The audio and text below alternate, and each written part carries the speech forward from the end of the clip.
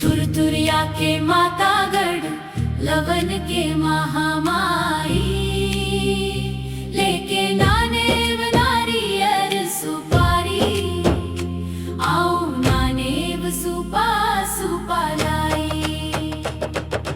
तुरतुरिया के मातागढ़ लवन के महामाई।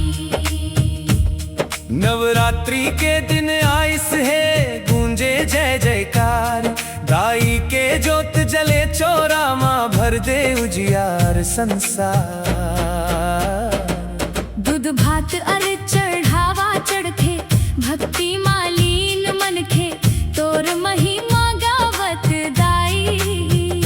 झुक जाथे सबके नैना, झुक जाथे सबके नैना।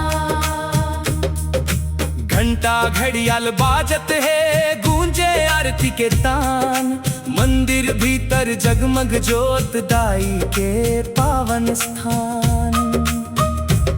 9 दिन तक जगराता होते भक्ति के रंग चढ़ाए, दूर दूर ले भक्तन आके तोर दर्शन पाए।